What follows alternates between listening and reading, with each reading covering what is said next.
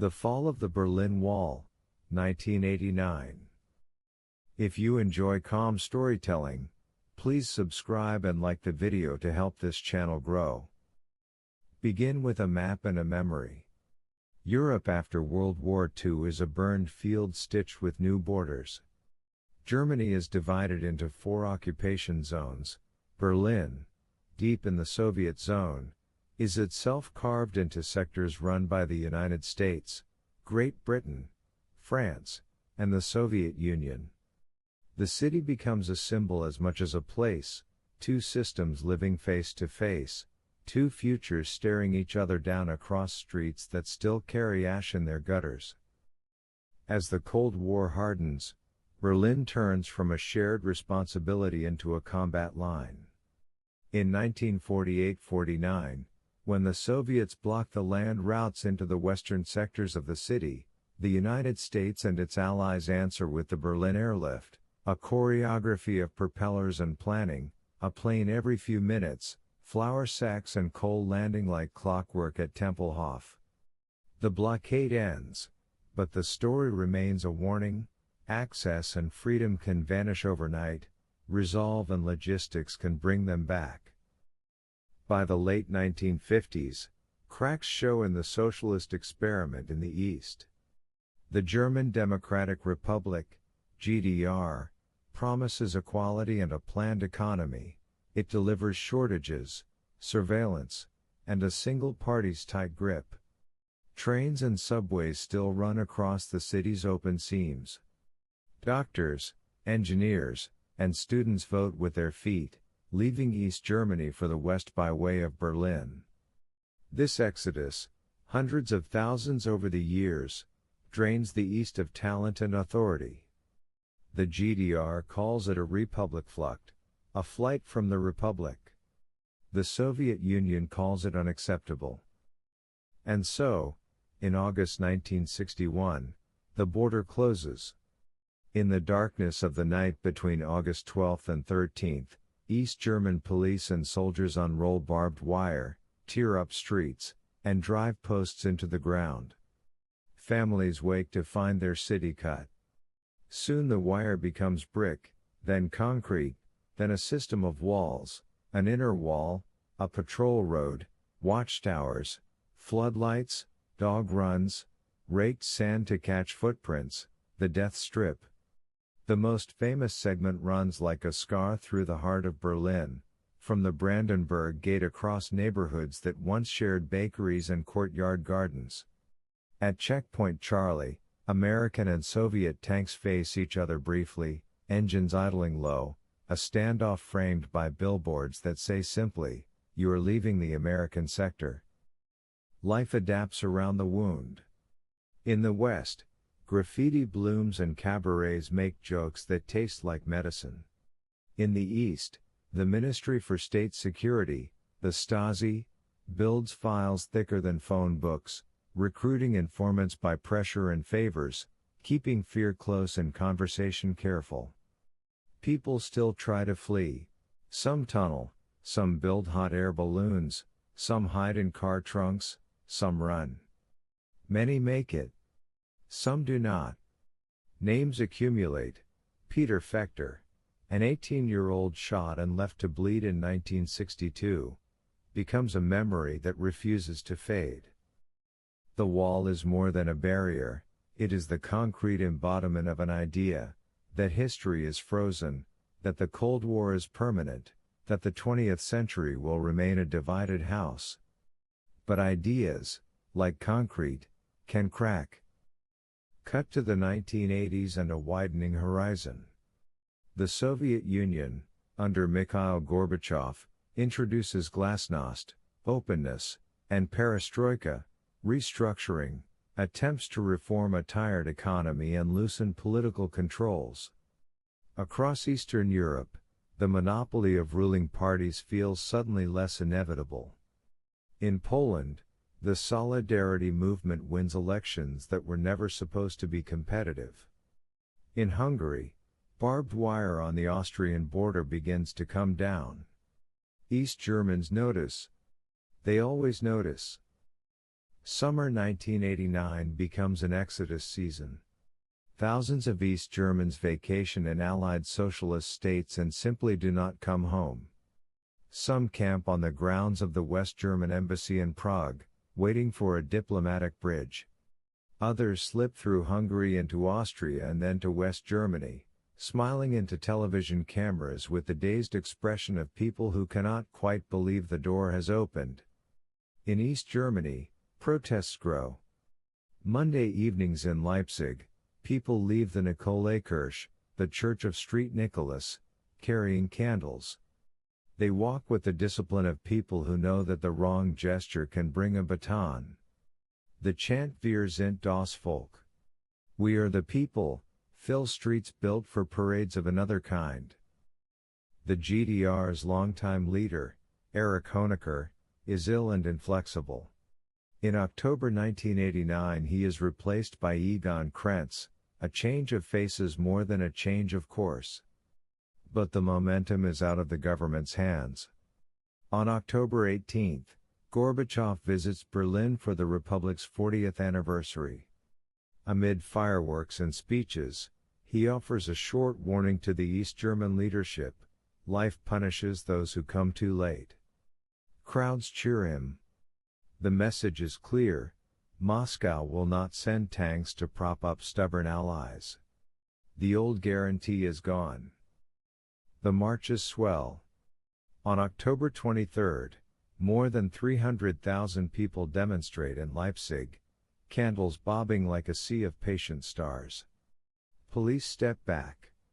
The movement has crossed a threshold. The fear that kept people in their kitchens is weaker than the courage that pulls them into the streets. In early November, officials try to calm the public with a limited measure: new travel rules to allow more private trips. A draft is prepared. It is meant to take effect after bureaucratic steps.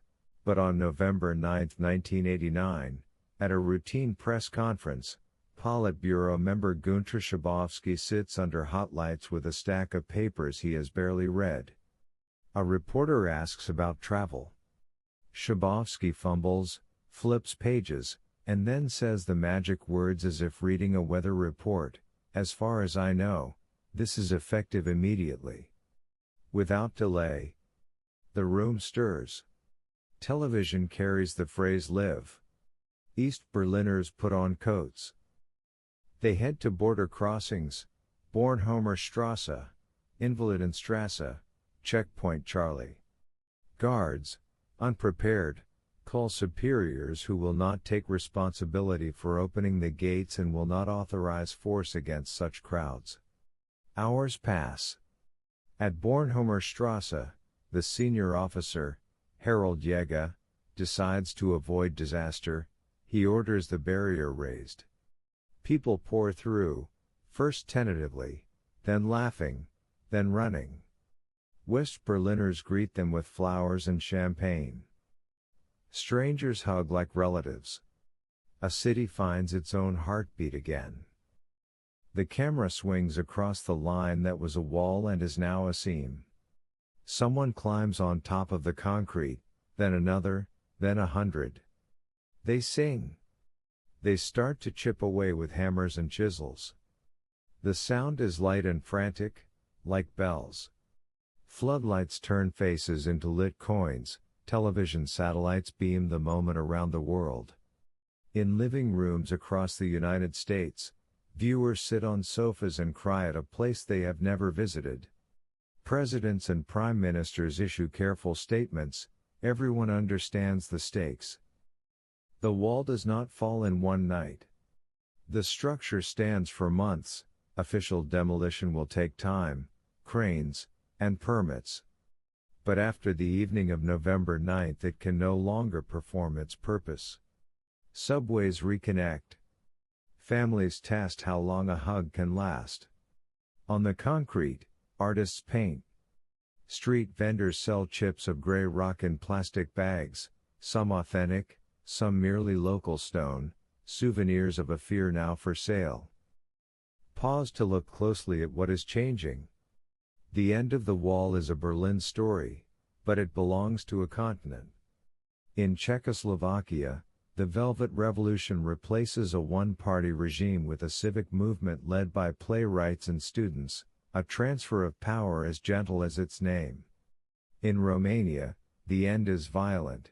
Nicolae Ceausescu flees and is executed after a brief trial. In Poland, the path moves through ballots and negotiations.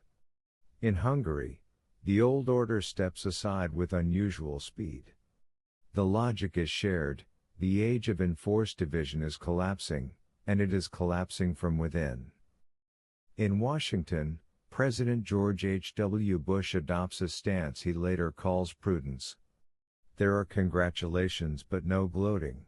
The United States has spent decades advocating freedom for Eastern Europe. It now concentrates on stability, on avoiding miscalculations that could provoke a cornered leadership or a Soviet military still stationed across the region. Behind the scenes, American and West German diplomats work toward a framework that can turn celebration into policy.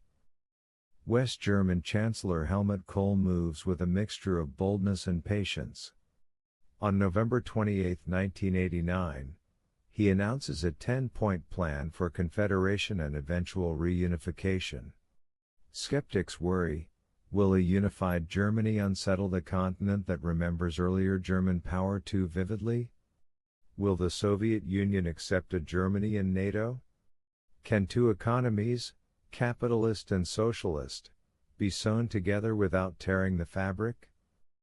The answers emerge in a sequence of negotiations remembered as the 2+4 talks, the two German states plus the four occupying powers from 1945, the United States, the United Kingdom, France, the Soviet Union.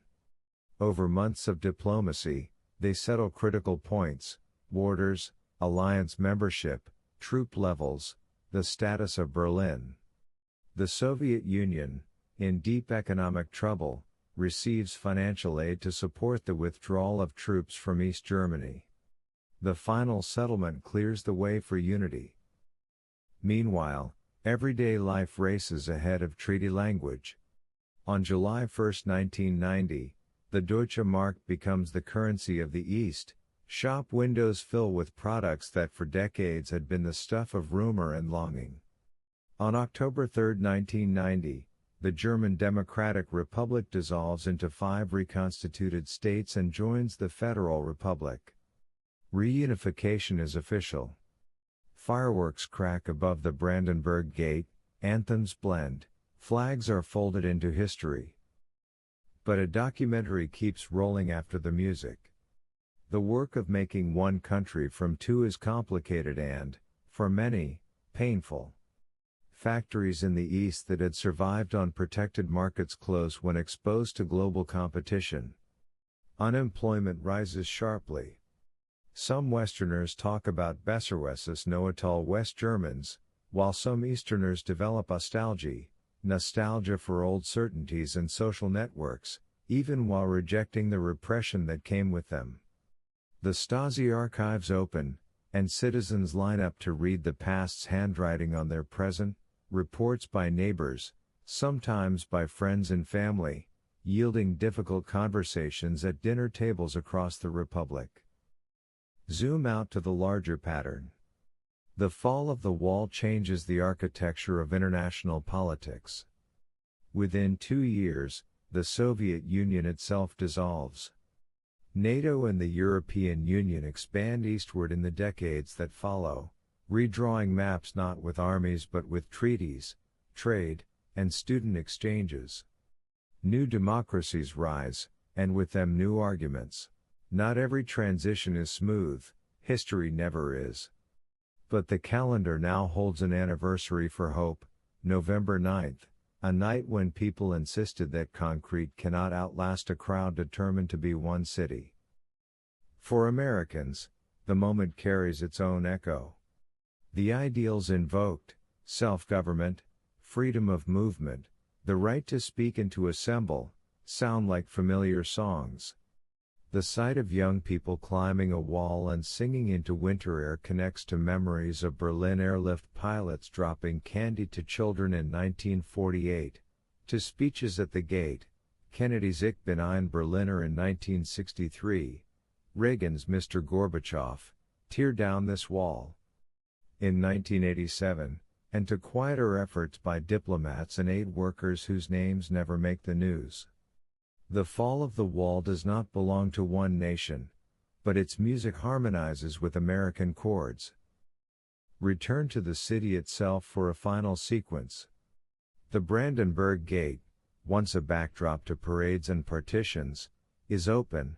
The Quadriga, the Statue of Victory driving her chariot, looks out over a street filled with bicycles and buses. Where the Death Strip ran, a park grows, the Mauer Park, where on weekends people sell records and postcards in flea markets and sing karaoke against concrete that now holds murals instead of orders. A double row of cobblestones traces the wall's path underfoot, so that you can feel history with your shoes as you cross it on the way to lunch. Museums curate memory with care. The topography of terror documents the apparatus of dictatorship, the Tränenpalast, the Palace of Tears, preserves the border checkpoint where goodbyes once hurt most. School groups move through these spaces, writing notes with the kinds of questions that keep democracies honest. How did ordinary people become watchmen over their neighbors?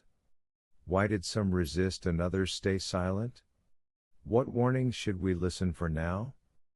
The story's lesson is not that walls never rise, they do, in many forms, but that they do not last when citizens prove stubborn together and leaders, in the end, choose prudence over pride. It is a lesson of candles and cameras, of mistakes that opened doors, a misread memo at a press conference, and decisions that kept them open, a border commander who refused to fire. It is the truth that a quiet march can change a constitution, that a chant can outlast a siren, that a line on a map is only as strong as the people willing to enforce it. Fade to Night, November 1989, one more time. Berliners balance on the wall like tightrope walkers between eras. Snowflakes drift in the light. Somewhere a child sits on a parent's shoulders. Somewhere an old man touches the concrete with his palm, as if to be sure that the cold he feels is real. In living rooms an ocean away, the moment glows on screens. People keep watching even after they know how it ends, because some endings feel like beginnings, and this one is both. The camera pulls up and back. The city becomes a web of streets. The wall's line fades, then vanishes. In the dark, Europe blinks itself not with barricades, but with tracks and highways, cable and fiber, conversation and exchange. The film holds a single frame, crowds on a wall that was supposed to be forever, smiling at a future that, at least for that night, felt as wide as the sky.